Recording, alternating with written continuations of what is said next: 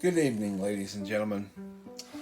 If you haven't watched any of my previous content on this channel, then it's probably better that you not watch this video or go back and watch some of the other ones before you come and watch this one. This is really more or less directed to George Lucas, the same guy who made Star Wars, right? My question is to him.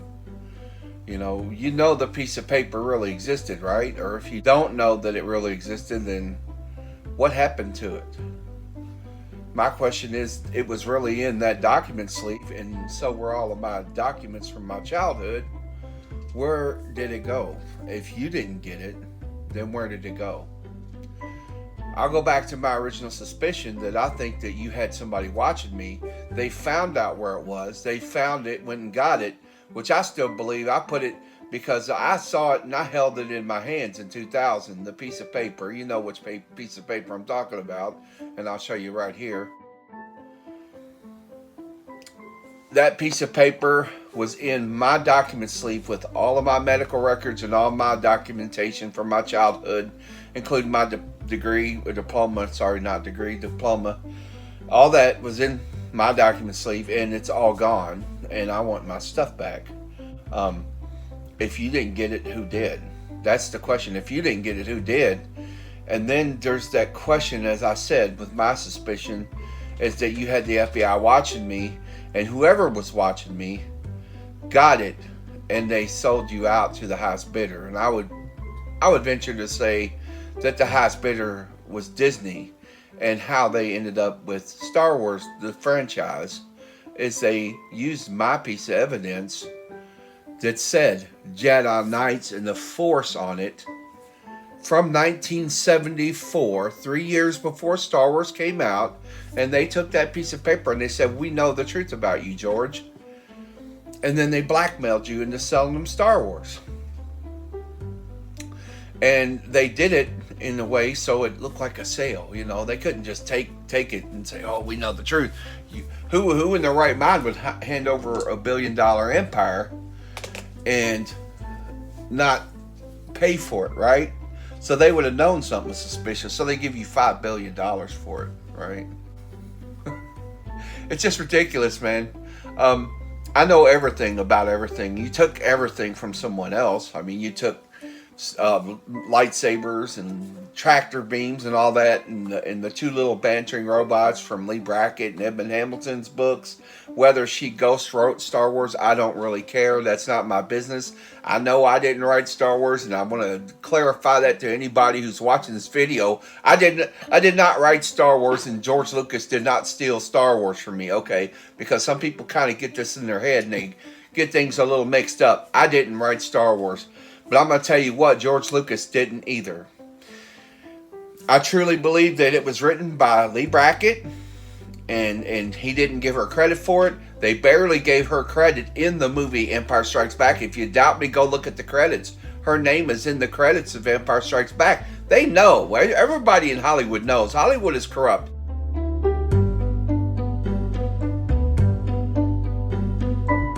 And here's the other question I wanted to ask you. Is with all these intelligence agencies are all now under scrutiny, and how long will it be before someone spills the beans? Someone's going to use that. Someone who knows the truth is going to use that to buy their own freedom, and they're going to tell on you, George. And it's only a matter of time before people know where you took Jedi Knights and the Force from. It was a 7-year-old kid in 1974, and your cousin lived around the corner from me. I don't care if if he was Jack Hamburger or he was in the next house over, whatever, Freeman. But it was one of those two houses, and I'm still 99.9% sure it was Jack Hamburger, and I'm not going to get into that, but I wouldn't know any of this if I hadn't been there, and he hadn't almost killed me when I was there at his house. That was what really triggered the memory to start coming back, was when my mother was telling me I fell on a tinker toy. It never happened. I didn't fall on a tinker toy. I was running full speed, and your cousin, Jack Hamburger, pointed a piece of rebar at my face, and it went in my mouth, and I came off my feet. I don't care what anybody says. I almost died. I went to the hospital. They put my palate back up with adhesive. When I moved to Florida, just months later, I remembered all this, and I put Jedi Knights in the Force on that piece of paper. That's where it, and then I went and put it in my document sleeve in 1974. And it's been there ever since. So whether you got it or someone else got it, somebody got it. I don't know who got it. Somebody got it, but I held it in my hands in 2000. Then it went way out not in the regular old storage bin, out in like one of these you store it kind of places. This was on someone's private property. And at one point it was in their attic, and then it went into a storage shed that was locked. So how you got it? My brothers both had the same document sleeve sitting right there, and both of theirs are still there. Only mine is the one missing. So where is the evidence? If you don't have it, where is it? Why did you sell Star Wars to Disney? So again, I'm still really convinced mostly that you got it or they got it and they sold it to Disney instead of you, and they betrayed you. But either way, all this is going to come out. I know how you took the Antarian dignitary from Star Trek, and the Gorn is your what's his name, the other bounty hunter that looks like a dinosaur.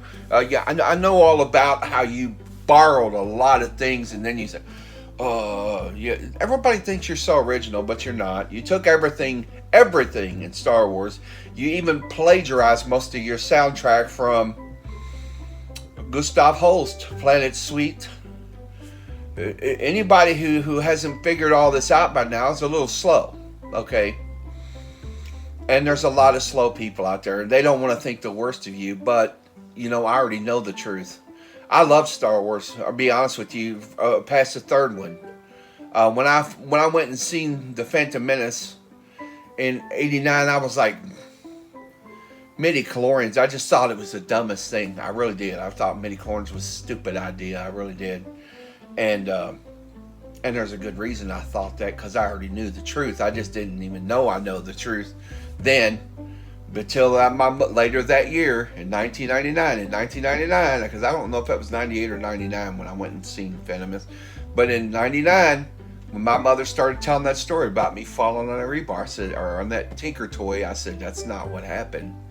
And from that moment forward, everything just started to snowball. Me remembering what happened in 1974.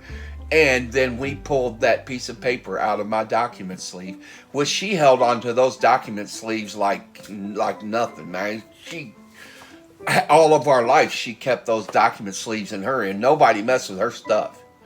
So she had them. My mother did. So where did my document sleeve go? Where did my piece of evidence on you go? And it does say Jedi Knights in the Force. And like I said, and I've told this in the other videos, that I had a forensic analyst who was going to take that document and he was going to look at the ink and paper. He said he could tell me where the ink was made, where the paper was made, and when the two were put together. And that would have partially proved my case. Now, medical records, now even you could call it circumstantial, that I would have a piece of paper that said Jedi Knights in the Force, and it's just a coincidence that your cousin lived around the corner from me, but how would I have known he was your cousin?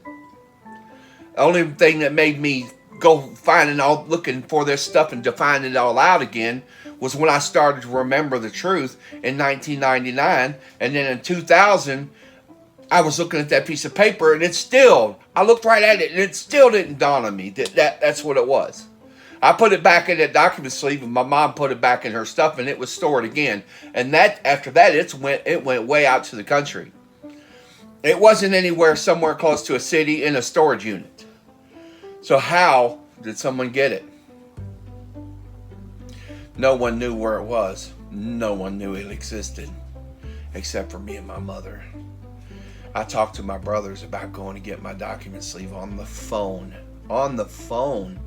when I was living in Bedford, Ohio, where you sent your FBI agent Bob Frederick to my house in Bedford, Ohio in 2001. You sent him to my house And then that piece of paper disappeared sometime between 2001.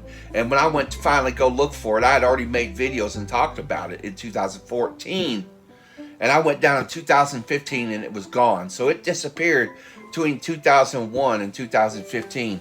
But I would suggest that you probably couldn't have got it any earlier than 2001 because you didn't even know it existed, and neither did Bob Frederick when he came nosing.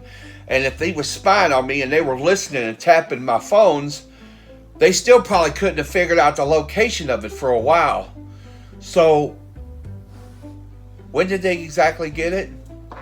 I'm going to think, I'm still guessing somewhere around 2010 to 2012. I'm putting a 2-year period right there where my evidence disappeared, because it's just coincidence that in that period, then that's when Disney bought the franchise from you.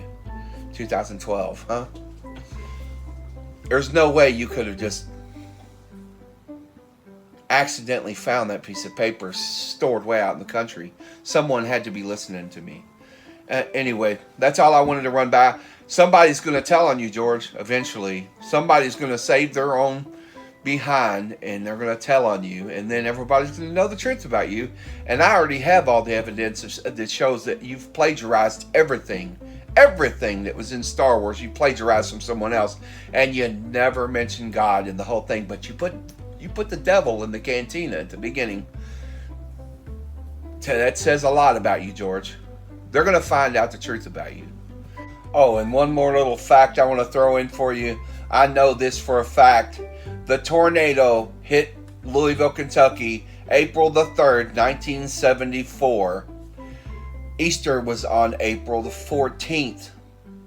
When your cousin came into my front yard and heard me say Jedi Knights in the Force was in April of 1974 after Easter.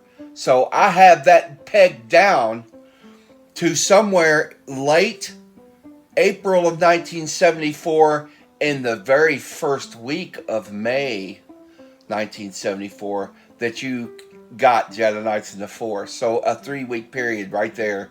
And I'm pretty sure that it was either the week after Easter, because Easter was the 14th, Sunday the 14th, so the week of the 20th, or it was the next weekend, the 27th, that you got Jedi Knights in the Force. And I can peg that down to that time period. Straight up, I wouldn't know that. I wouldn't know when you got Jedi Knights in the Force unless I was there. I was the one who went to the hospital. I'm the one your cousin almost killed. And that's what brought us here today. You took Jedi Knights in the Force from me. I don't care about your money. I don't want the rich and famous that you promised me, which was an absolute lie that you told me. What I want now is the truth. Think about one more thing. You've been lying to people for 48 years about where you got Jedi Knights in the Force from. Now again, I've said it in the last video that there was a force that Lee Bracken and Edmund Hamilton talked about, but I hardly knew about that at 7 years old. And I didn't know anything about Lee Bracken and Edmund Hamilton until last year. So, how do you think it's going to look on people when they find out that I've been trying to tell the truth for 22 years and you tried to silence me? You tried to threaten me. You tried to have me arrested. You had my YouTube account shadow banned and put under an algorithm. You had my Twitter account deleted. I believe that you're the reason why my Twitter was deleted, or at least part of it. So all of this is going to come back, and it's not going to make you look better. I think the best bet for you is to straighten this mess out yourself soon, before it's too late, because it's not going to look better on you. It's just going to get worse. Have a good evening, George.